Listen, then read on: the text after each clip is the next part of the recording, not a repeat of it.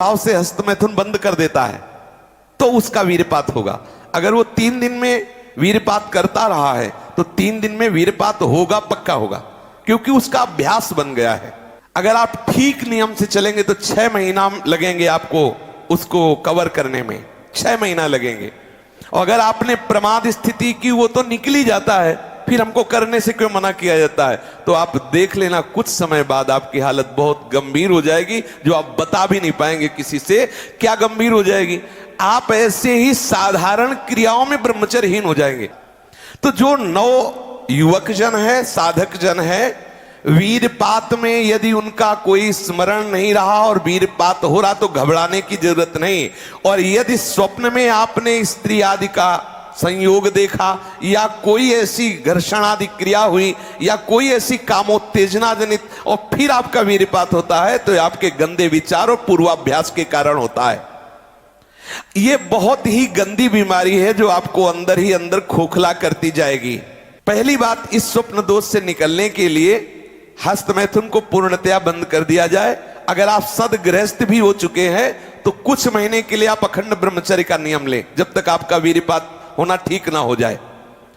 आप वो हानिकारक जो कामोत्तेजना बढ़ाने वाले भोजन हैं उनको छोड़िए, जैसे अत्यधिक नमक, बहुत कड़वी लाल मिर्च, और जैसे बहुत ही वो मीट मसाला आदि जो बहुत ही कड़वा तीखा, ऐसा गरम मसाला, और बिल्कुल गर्मा गर्म भोजन। ये आपके स्वप्न दोष के ठीक होने की बात है।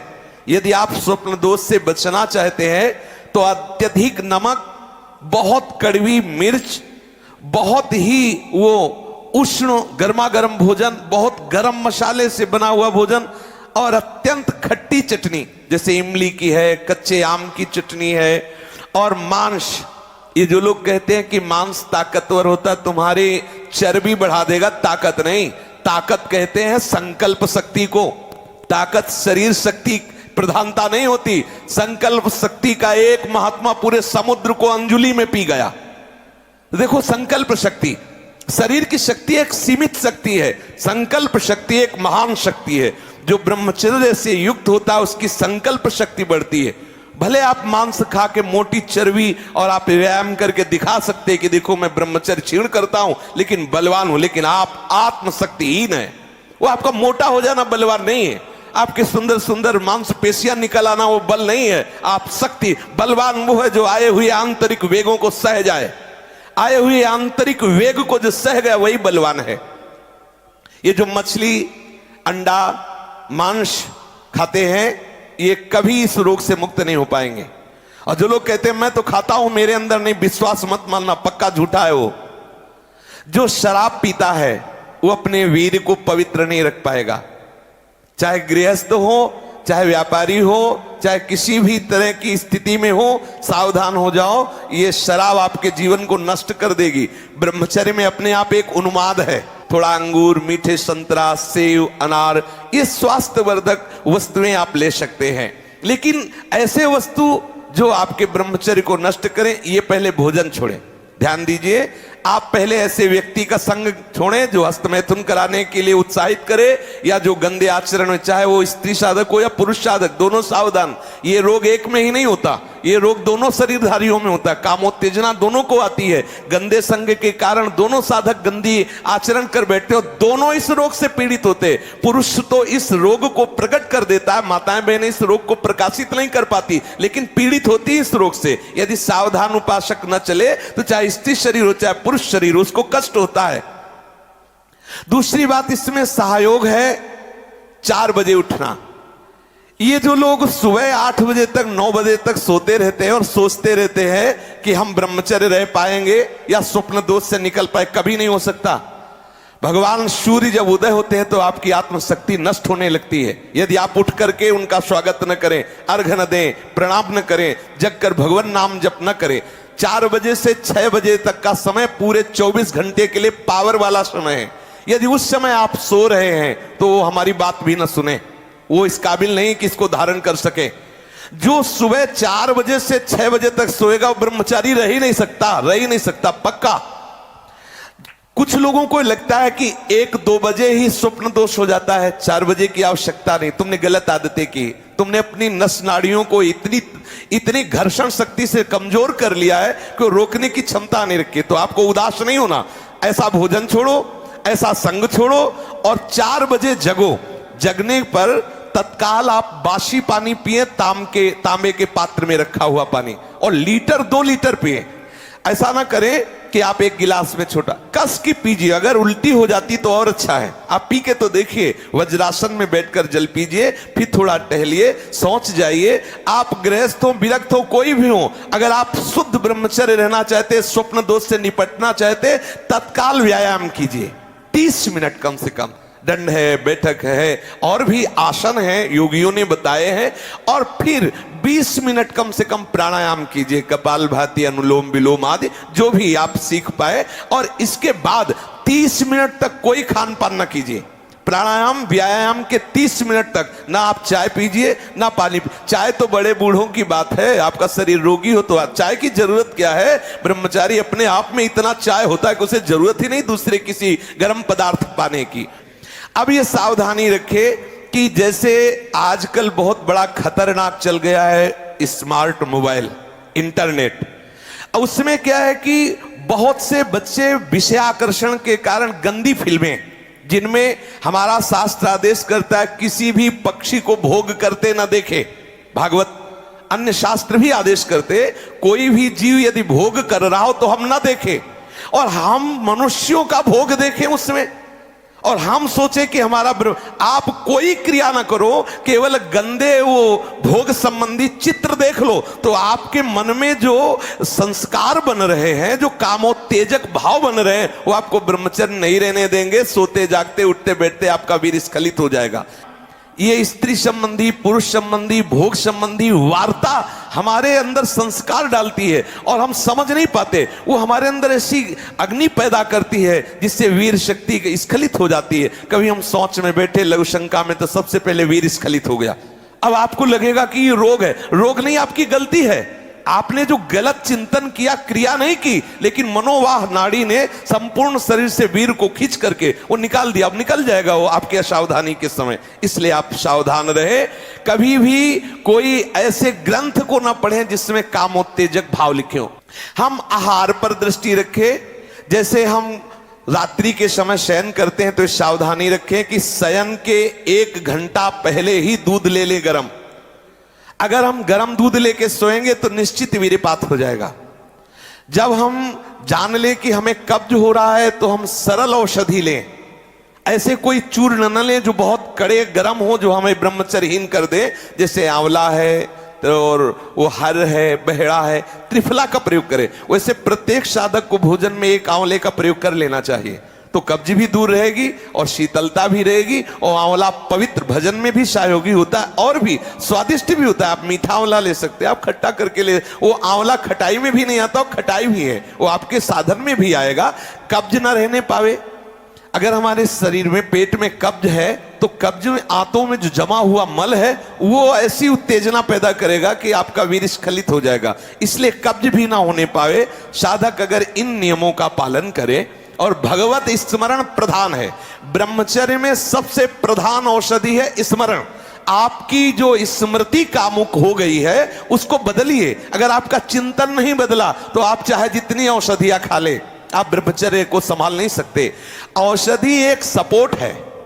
यदि आप ब्रह्मचर्य को ठीक करना चाहते हैं, किसी आयुर्वेदिक वैद्य से कुछ दिन के लिए औषधि ले लीजिए। बकाया रोज औषधि नहीं लीजिए। आप रोज ऐसा करें, प्रातः काल उठ करके 1 तुलसी की पत्ती ले। जैसे आप नहा धो चुके, 1 तुलसी दल लिया, ठाकुर जी के चरणों में चढ़ा दिया। और रात्रि के समय शाम टाइम 1 नीम की पत्ती ले, 1 पत्ती, और कुछ दिन उसे पाइए। अगर आपको पच जाए तो फिर 1-1 बढ़ा दीजिए, 10-10 पत्ती तक जाइए। किसी और औषधि की जरूरत नहीं। हर रोग का निवारण तुलसी की पत्ती और नीम की पत्ती सुबह शाम करने से हो जाए। आप देख लीजिए, ये ज्यादा औषधियों को ना खाए, नहीं तो जब औषधि छोड़ोगे तब कमजोर हो जाओगे। अगर आप बहुत हालत खराब है तो आयुर्वेदिक कुछ ऐसी औषधियां कई महात्माओं ने निकाली है जो आपकी वीर्य को पुष्ट करती है। उनको सहयोग के लिए ले ले और बकाया चिंतन बदले, कुसंग का त्याग करे, भोजन सात्विक रखे और नींद भर ही सोए। ज्यादा नहीं कि प्रमाद स्थिति में पड़े रहोगे तो फिर भी ब्रह्मचर्य हानि की संभावना है। नींद भर सोए, प्रातःकालीन वेला पर जग जाए, प्राणायाम व्यायाम करे तो निश्चित इस पर विजय प्राप्त। ऐसे ऐसे साधक हैं कि 10-10 वर्ष हो गए स्वप्न दोष नहीं हुआ, 10-10 वर्ष हो गए स्वप्न दोष ही नहीं हुआ। ऐसे भी उपासक है हमारे पास है, अपने पास है, 10 वर्ष हो गए स्वप्न दोष ही नहीं हुआ। तो क्या है, उन्होंने संयम किया, वीर जो है स्थगित हो गया, परिपक्व हो गया, धीरे धीरे ऊर्ध्वगामी होने लगता है। आप कभी घबराए नहीं साधक, सावधानी पूर्वक ये जो बातें बताई गई अपने जीवन में उतारे, चाहे गृहस्थ हो चाहे विरक्त हो। वीर ही अमृत है, वीर त्याग ही मृत्यु है, इतना समझ ले। श्री राधा वल्लभ लाल की।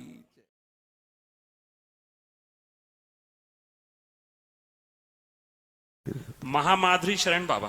शेरविंद महाराज जी, हम सब साधकों की तरफ से एक प्रश्न है कि कोई भी ब्रह्मचर्य नाश की क्रिया ना करने पर भी कुछ दिनों में ब्रह्मचर्य क्षीण हो जाता है, स्वप्न दोष हो जाता है जी। फिर हम बहुत चिंतित होते हैं, ये क्यों होता है? इससे बचने का उपाय क्या है? स्वप्न दोष होने पर भी क्या हम ब्रह्मचारी हैं? इस विषय में हम जानना चाहते हैं कि हम क्या करें जिससे स्वप्न दोष ना हो। जी, हमने जो परमहंस स्थिति को प्राप्त महापुरुष हैं, उन्हीं से बाल्यावस्था में जब घर से निकले थे तो कुछ समय बाद ये प्रश्न किया था।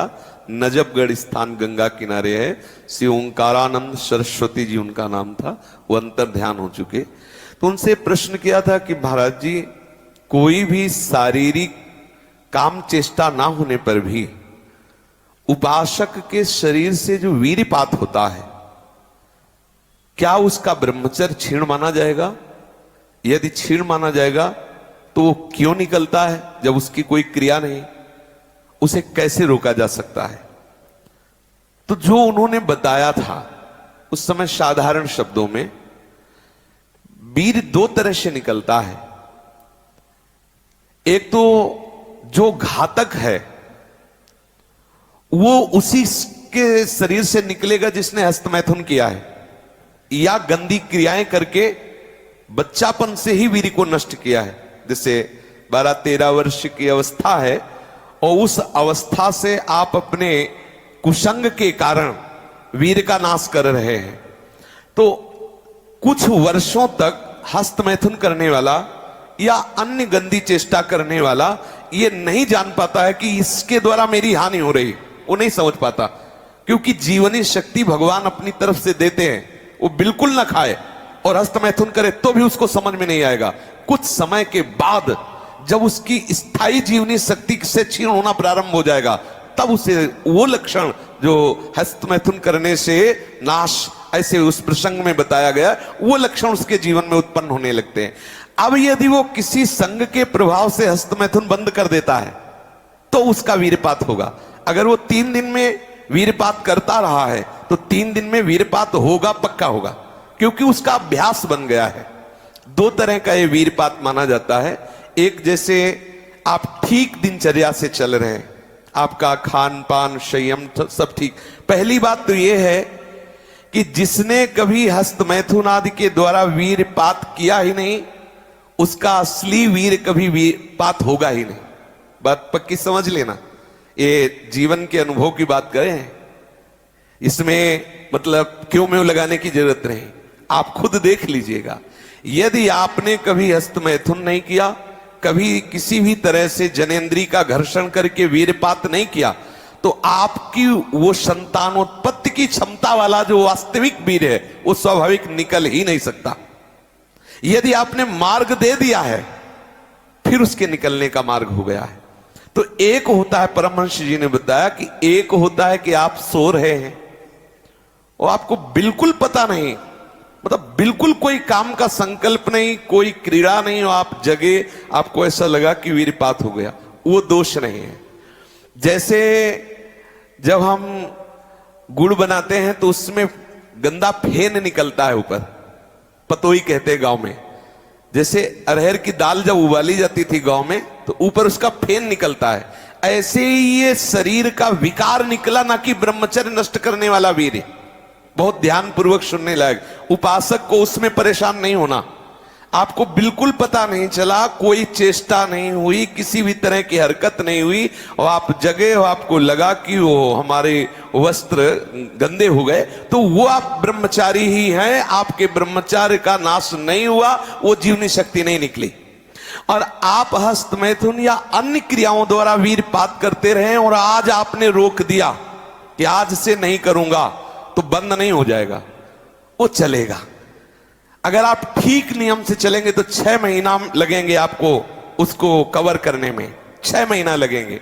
और अगर आपने प्रमाद स्थिति की, वो तो निकल ही जाता है, फिर हमको करने से क्यों मना किया जाता है? तो आप देख लेना, कुछ समय बाद आपकी हालत बहुत गंभीर हो जाएगी, जो आप बता भी नहीं पाएंगे किसी से। क्या गंभीर हो जाएगी?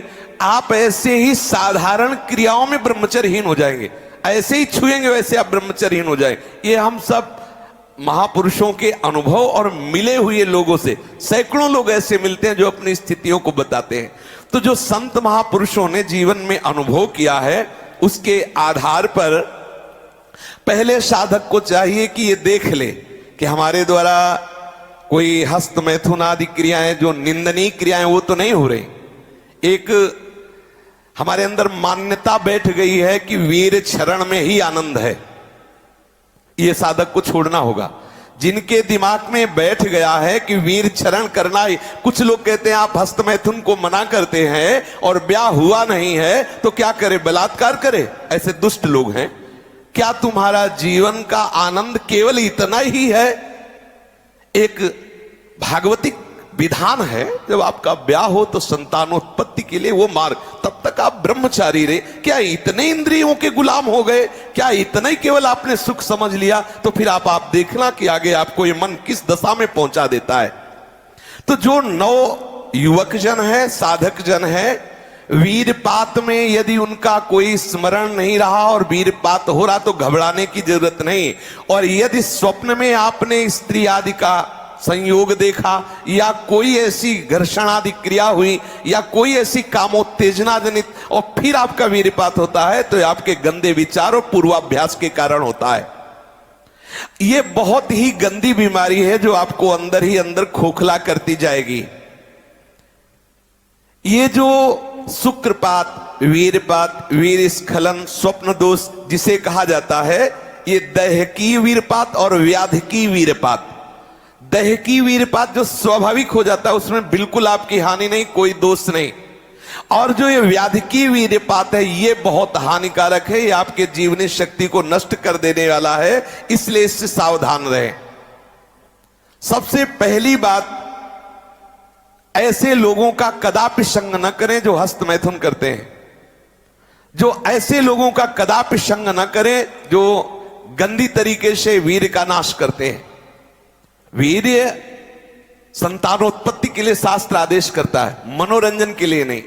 ये जीवनी शक्ति, मनोरंजन का भी भाग नहीं है। पहली बात, इस स्वप्न दोष से निकलने के लिए हस्त मैथुन को पूर्णतया बंद कर दिया जाए। अगर आप सदगृहस्थ भी हो चुके हैं तो कुछ महीने के लिए आप अखंड ब्रह्मचर्य का नियम लें, जब तक आपका वीरपात होना ठीक ना हो जाए। आप वो हानिकारक जो कामोत्तेजना बढ़ाने वाले भोजन है उनको छोड़िए, जैसे अत्यधिक नमक, बहुत कड़वी लाल मिर्च, और जैसे बहुत ही वो मीट मसाला आदि जो बहुत ही कड़वा तीखा, ऐसा गरम मसाला, और बिल्कुल गर्मा गर्म भोजन। ये आपके स्वप्न दोष के ठीक होने की बात है। यदि आप स्वप्न दोष से बचना चाहते हैं तो अत्यधिक नमक, बहुत कड़वी मिर्च, बहुत ही वो उष्ण गर्मा गर्म भोजन, बहुत गर्म मसाले से बना हुआ भोजन, और अत्यंत खट्टी चटनी, जैसे इमली की है, कच्चे आम की चटनी है, और मांस। ये जो लोग कहते हैं कि मांस ताकतवर होता है, तुम्हारी चर्बी बढ़ा देगा, ताकत नहीं। ताकत कहते हैं संकल्प शक्ति को। ताकत शरीर शक्ति प्रधानता नहीं होती। संकल्प शक्ति का एक महात्मा पूरे समुद्र को अंजुली में पी गया। देखो, संकल्प शक्ति, शरीर की शक्ति एक सीमित शक्ति है, संकल्प शक्ति एक महान शक्ति है। जो ब्रह्मचर्य से युक्त होता है उसकी संकल्प शक्ति बढ़ती है। भले आप मांस खा के मोटी चर्बी और आप व्यायाम करके दिखा सकते हैं कि देखो मैं ब्रह्मचर्य क्षीण करता हूं लेकिन बलवान हूं, लेकिन आप आत्मशक्तिहीन है। वो आपका मोटा हो जाना बलवान नहीं है, आपके सुंदर सुंदर मांसपेशियां निकल आना वो बल नहीं है। आप शक्ति, बलवान वो है जो आए हुए आंतरिक वेगों को सह जाए, आए हुए आंतरिक वेग को जो सह गया वही बलवान है। ये जो मछली, अंडा, मांस खाते हैं ये कभी इस रोग से मुक्त नहीं हो पाएंगे। और जो लोग कहते हैं मैं तो खाता हूं मेरे अंदर नहीं, विश्वास मत मानना, पक्का झूठा है वो। जो शराब पीता है वो अपने वीर को पवित्र नहीं रख पाएगा, चाहे गृहस्थ हो चाहे व्यापारी।